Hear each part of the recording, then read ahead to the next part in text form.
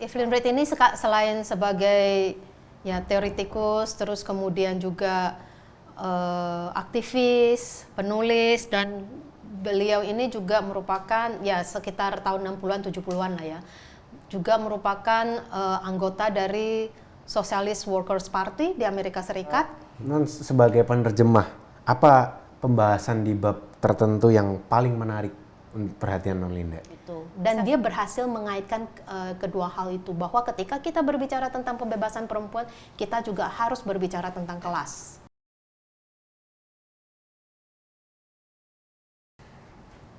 Halo kawan-kawan Histomat, kembali lagi bersama aku Nahar di podcast Histomat. Podcast Histomat adalah podcast yang membahas mengenai isu-isu sosial secara kritis dan ilmiah. Tetapi ada yang sedikit berbeda kali ini. Kali ini Histomat akan membedah sebuah buku. Buku yang akan dibedah adalah buku karya Evelyn Reid berjudul Sexism and Science, yang edisi bahasa Indonesianya akan diterbitkan oleh penerbit independen atau yang biasa kita kenal sebagai PIN. Di sini tentu saja saya tidak sendiri, saya sudah ditemani oleh Nona Linda.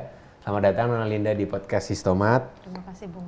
Ya, Nona Linda adalah penerjemah dari buku ini ke bahasa Indonesia. Nah, mungkin saya akan bertanya dari yang paling umum dulu Non. Apa yang membuat buku ini penting dan menarik bagi para pembaca di Indonesia? Jadi buku Sexism and Science ini akan diterjemahkan ke dalam bahasa Indonesia, dan kami memilih judul Seksisme dan Ilmu Pengetahuan, membongkar akar penindasan perempuan. Jadi sesuai dengan judulnya, yang menarik dari buku ini adalah pertama, penulis membedah atau membongkar tabir yang selama ini kita anggap sebagai kebenaran ilmiah tentang subordinasi perempuan. Jadi penerbit dengan sangat meyakinkan, saya pikir dengan sangat ilmiah dan kemudian dengan metode yang sangat mumpuni menunjukkan bahwa selama ini yang kita anggap sebagai takdir perempuan yang tersubordinasi itu ternyata tidak lebih dari sekedar ideologi seksisme yang sengaja dikonstruksi di masyarakat kita. Nah, itu saya pikir sangat relevan bagi pembaca di Indonesia karena kita sama-sama tahu bahwa seksisme ini masih sangat mengakar kuat di Indonesia terkait dengan pemahaman atau keyakinan masyarakat tentang stereotip negatif tentang perempuan, misalnya perempuan yang lemah, terus pekerja domestik dan lain sebagainya itu. Yang kedua, Evelyn Reid ini juga kemudian menggabungkan antara analisis seksisme dengan metode analisis yang ilmiah yang kita sebut sebagai historical materialism. Jadi secara materialisme sejarah membedah seksisme ini, dan hasilnya saya pikir luar biasa karena kemudian Evelyn Reid ini mampu memaparkan atau memberikan pengetahuan kepada pembaca bahwa seksisme itu berjalan atau lahir bersamaan dengan lahirnya hubungan produksi berbasis kelas, gitu, melalui materialisme historis ini. Nah, yang ketiga, saya pikir penting bagi pembaca karena khususnya terkait dengan literatur feminis Marxis, terutama setelah pasca 65, mostly literatur tentang pembebasan perempuan atau literatur tentang perempuan ini sangat minim atau sangat jarang sekali bisa kita temui, apalagi terkait dengan analisis penindasan perempuan berbasis kelas gitu. Sehingga saya pikir buku Evelyn Reid ini sangat penting karena memperkaya literatur di Indonesia terkait dengan pemahaman tentang penindasan perempuan dan ketimpangan kelas gitu. Oke, terima kasih Non untuk pengantarnya. Tapi sebelum kita masuk ke isi buku, mungkin Non boleh mengenalkan dulu siapa sih Evelyn Reid ini, karya-karya utamanya apa, dan apa pesan yang selalu ingin disampaikan oleh Evelyn Reid kepada para pembacanya. Ya, jadi Evelyn Reid ini selain sebagai teoretikus, terus kemudian juga aktivis, penulis, dan beliau ini juga merupakan ya sekitar tahun 60-an 70-an lah ya. Juga merupakan anggota dari Socialist Workers Party di Amerika Serikat. Dan karya-karyanya ini sebenarnya Sexism and Science ini salah satu karya utamanya. Selain itu juga ada Women's Evolution. Saya pikir itu sangat menarik sekali, buku itu membedah tentang asal-usul penindasan perempuan, terus bagaimana perempuan dalam perubahan sosial, termasuk di dalamnya berbagai perkembangan-perkembangan yang selama ini kita anggap tabu atau kemudian selalu diselubungi dengan mistisisme, misalnya toteisme dan tabu incest dan lain sebagainya, berhasil dibedah oleh Evelyn Reed ya di dalam buku Women's Evolution. Termasuk di dalam sini juga dia juga akan membedah hal-hal seperti itu, termasuk misalnya tentang asal-usul klan, terus perkawinan eksogami, dan juga beberapa karyanya juga berkutat di seputar misalnya tentang bagaimana perubahan sosial itu yang berbasis pada kelas telah menyingkirkan perempuan dari posisinya yang dominan di dalam masyarakat. Jadi dalam semua karyanya, hampir semua, intinya adalah Evelyn Reed ingin mengembalikan sejarah perempuan kepada asalnya, menunjukkan kepada masyarakat atau menunjukkan kepada dunia bahwa penindasan perempuan itu punya sejarah.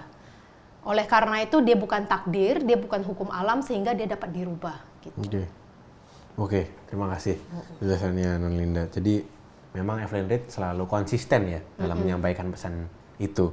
Nah, kita mungkin masuk ke isi buku Sexism and Science atau Seksisme dan Ilmu Pengetahuan ini. Apa argumen utamanya dari buku ini? Saya pikir argumen utamanya itu, jadi di buku ini ada beberapa bab ya. Jadi bab 1 dan 2 memang dia dedikasikan untuk membongkar tabir kodrat yang menyelimuti penindasan terhadap perempuannya, yang menyelimuti ideologi seksisme. Jadi dia membongkar mulai dari sejarah, misalnya sejarah perkembangan masyarakat, mulai dari manusia, maksudnya bagaimana transformasi antropoid dan kemudian bisa beralih atau bertransformasi menjadi manusia yang menyebabkan manusia keluar dari kebinatangannya. Dan kemudian di bab 3 dan 4 dia fokus pada kritik terhadap yang dia sebut sebagai ilmuwan selebritas. Waktu itu ada terbit buku, ada 2 ilmuwan. Satu namanya Robert Adry, menerbitkan buku yang judulnya African Genesis ya kalau nggak salah aku ingat, dan kemudian Territorial Imperative. Dan yang itu pada umumnya membedah tentang sifat agresi laki-laki menurutnya adalah bersifat alamiah. Begitu. Nah, yang menjadi aneh di sini adalah bahwa si Adry ini dia bukan seorang ilmuwan biologis, bukan seorang antropolog, tapi dia seorang dramawan gitu. Tapi kemudian, tetapi buku itu kemudian mendapatkan sambutan yang sangat baik gitu, jadi bestseller. Terus kemudian ada Konrad Lorenz juga menerbitkan buku tentang judulnya On Aggression.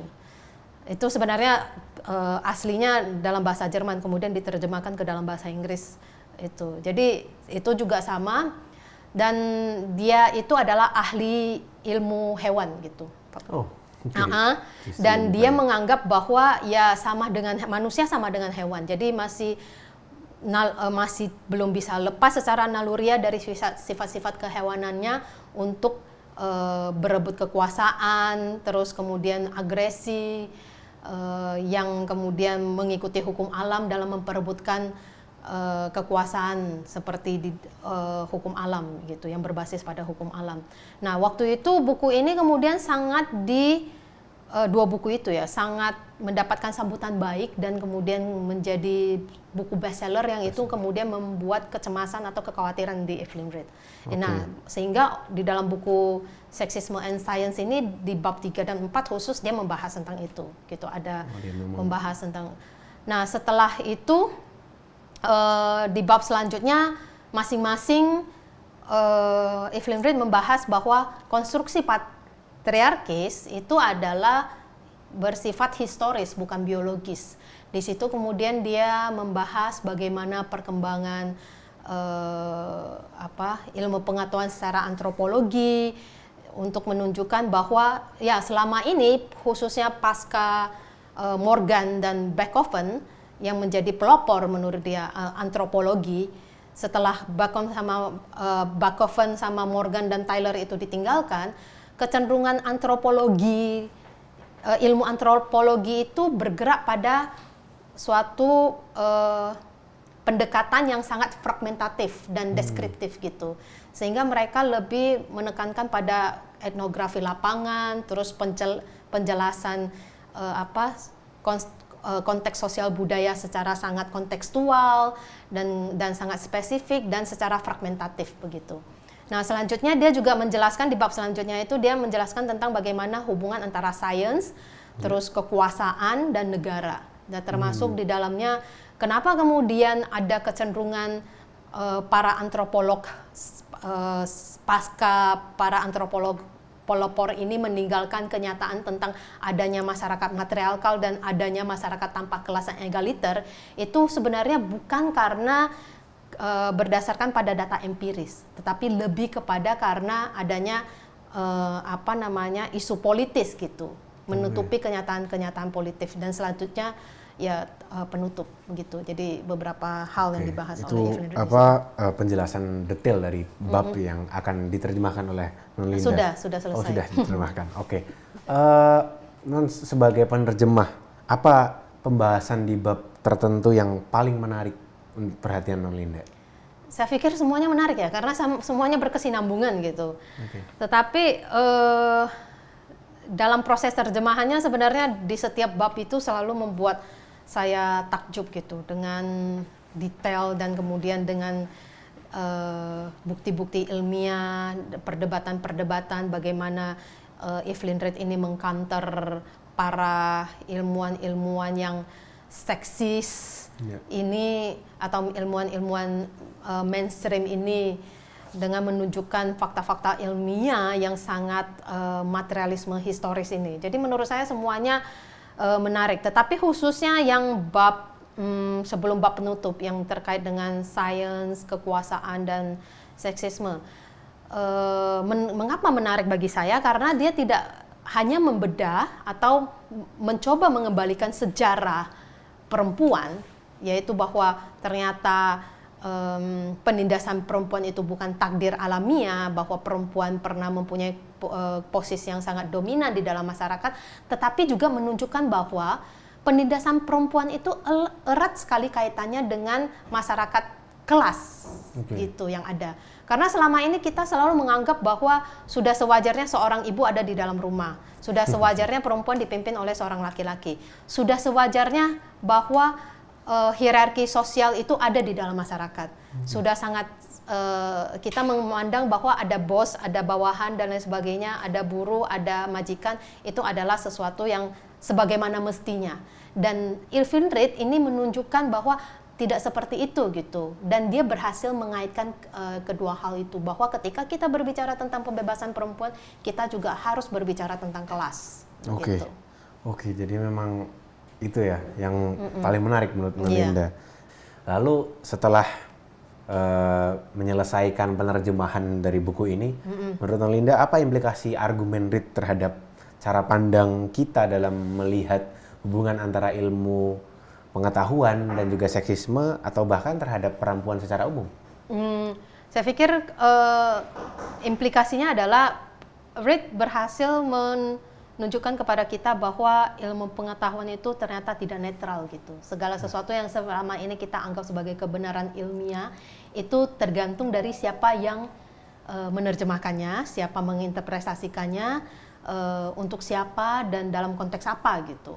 Jadi sehingga kita ketika memandang sesuatu sebagai kebenaran ilmiah itu kita harus lebih kritis lagi, karena terkadang bahkan ketika misalnya seorang antropolog turun ke lapangan terus menganggap itu sebagai melakukan metode etnografi dan menganggap itu sebagai suatu kebenaran, itu tetap aja sangat bergantung pada cara pandang atau kemudian tendensi dari peneliti itu gitu. Mungkin ada sesuatu yang ingin dia ambil atau sesuatu yang dia tinggalkan. Karena di buku ini juga ditunjukkan gitu. Misalnya ketika dia berbicara tentang survivals, misalnya Morgan itu melakukan penelitian misalnya di Amerika Utara terhadap suku Indiana dan menemukan bahwa dari situ ada survivals ini kayak elemen-elemen masa lalu yang kemudian masih tertinggal sampai hingga saat ini. Menemukan bahwa ternyata ada kesamaan gitu, atau ada tendensi keluarga yang ditarik atau kekerabatan yang ditarik berdasarkan garis keturunan ibu di situ. Nah, kemudian tetapi survivals ini oleh para antropolog pelopor ini ditinggalkan, dianggap tidak relevan dan lain sebagainya. Padahal mereka masih menerapkan itu pada beberapa hal.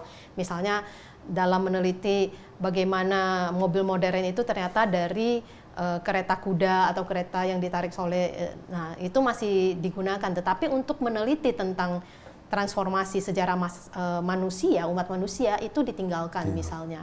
Atau tentang toteisme dan tabu incest yang selama ini oleh misalnya beberapa ilmuwan dianggap sebagai misal tabu incest ini kan diterapkan juga pada masyarakat prakelas itu, tetapi dianggap sebagai suatu bentuk karena mereka untuk menghindari sifat defektif gitu, sifat defektif dari secara genetik atau kepada keturunan selanjutnya. Padahal kalau kita tahu pada saat itu perkembangan ilmu pengetahuan belum sampai sejauh itu untuk memahami bahwa incest itu bisa menyebabkan defektif secara pada gen-gen selanjutnya gitu. Nah, kalau misalnya tabu incest dan toteisme itu kan lebih kepada bagaimana hubungan komunitas itu diatur biar tidak banyak terjadi konflik dan bagaimana agar efek kehancuran dari blood war di antara klan itu bisa terhindarkan. Nah, itu kemudian ditinggalkan gitu. Kenapa? Karena itu menunjukkan bagaimana peran aktif dan peran yang sangat dominan perempuan di dalam pembentukan aturan-aturan sosial dan budaya di dalam klan. Bisa dikatakan ya perempuan pada saat itu sangat berperan dalam memajukan budaya gitu. Karena perempuan juga kebutuhan perempuan yang pertama kali menyebabkan bisa terbentuknya klan atau masyarakat dan lain sebagainya. Nah, itu mulai ditinggalkan. Itu menunjukkan bahwa memang ilmu pengetahuan itu sama sekali tidak netral begitu. Dan kemudian selain itu kita salah satu implikasinya adalah bahwa metode yang sangat efektif dan sangat mumpuni untuk menjelaskan tentang asal-usul sejarah umat manusia adalah metode dengan historical materialism gitu, yang kemudian yang sudah mulai ditinggalkan karena mungkin dianggap akan sangat mempunyai efek yang merusak ya bagi rezim dimanapun itu berada. Itu mulai ditinggalkan dan melalui buku Evelyn Reed ini ditunjukkan bahwa ya ternyata itu adalah metode yang paling efektif untuk menelusuri tentang sejarah umat manusia gitu, juga tentang sejarah penindasan perempuan. Selain itu juga secara otomatis dari analogi itu, dari perspektif itu kemudian Evelyn Reed menunjukkan bahwa ya seksisme itu adalah bersifat historis, bukan bersifat historis dan konstruktif, dan itu bukan bersifat biologis. Saya pikir implikasinya seperti itu. Baik, terima kasih. Nah, untuk itu kita sudah tahu bagaimana memang Reed itu punya argumen yang kuat gitu ya untuk itu. Nah, setelah kita membahas isi bukunya, bagaimana kita menempatkan Reed dalam tradisi feminis Marxis yang lebih kontemporer? Seberapa jauh perbedaan dan persamaan Reed dengan beberapa pemikir seperti Federici, Angela Davis, atau Nancy Fraser?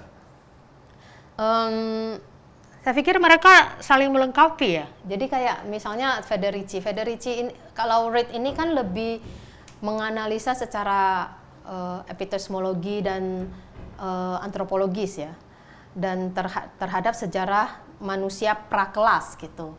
Sedangkan kalau Federici lebih kepada bagaimana perkembangan produksi dan reproduksi sosial, terus peran perempuan dalam perkembangan kapitalisme sampai kapitalisme kontemporer. Jadi kupikir mereka saling melengkapi di fase sejarah yang berbeda. Kayak Evelyn Reed di fase prakelas dan kemudian Federici di fase kapitalisme. Sedangkan misalnya Angela Davis dengan Women, Race and Class ya.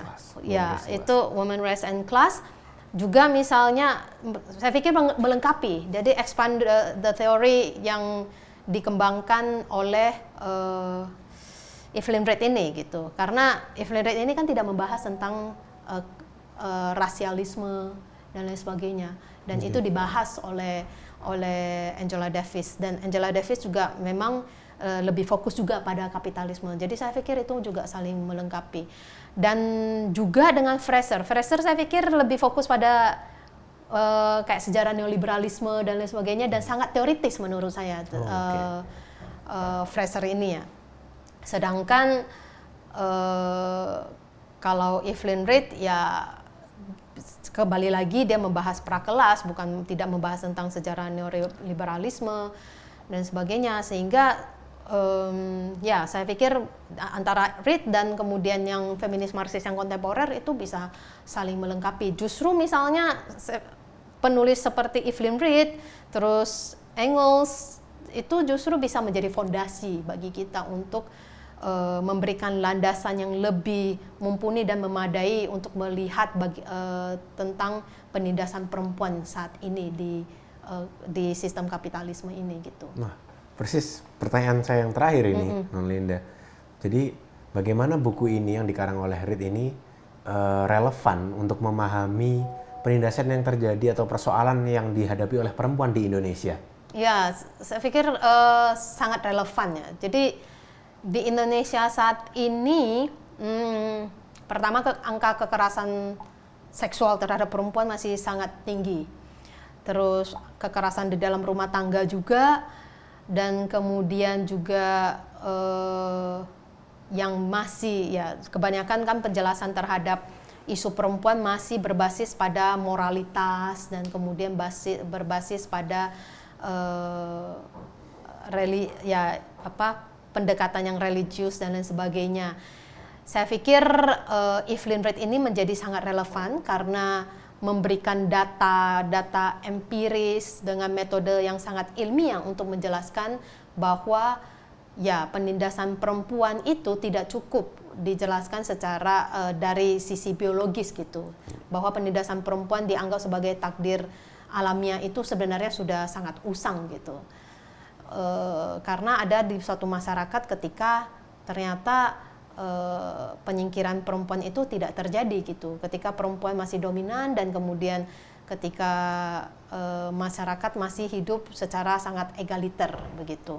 Dan selain itu juga buku ini juga sangat relevan untuk menunjukkan kepada masyarakat di Indonesia di sisi lain adalah bahwa hierarki sosial yang selama ini kita anggap sebagai sesuatu yang wajar itu juga merupakan bentuk konstruksi yang disebabkan oleh perkembangan hubungan produksi tertentu, yaitu hubungan produksi berbasis kelas gitu.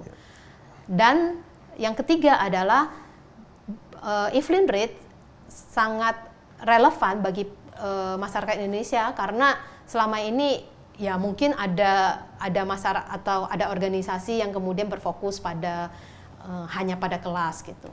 Ada yang hanya berfokus secara eksklusif pada penindasan perempuan. Evelyn Reed justru menunjukkan bahwa kedua aspek ini itu terintersekusi. ya jadi tidak bisa justru saling melengkapi gitu. Kita berbicara tentang penindasan perempuan tidak bisa lepas dari kelas, begitupun sebaliknya gitu. Dalam sejarah mereka saling terhubung gitu, sehingga yang sangat saya pikir itu sangat relevan saat ini untuk berbicara dalam konteks Indonesia gitu, buku ini. Baik, terima kasih Nona Linda sudah membedah buku ini ya. Semoga kawan-kawan makin tertarik untuk membeli buku Seksisme dan Ilmu Pengetahuan yang diterbitkan oleh PIN ini.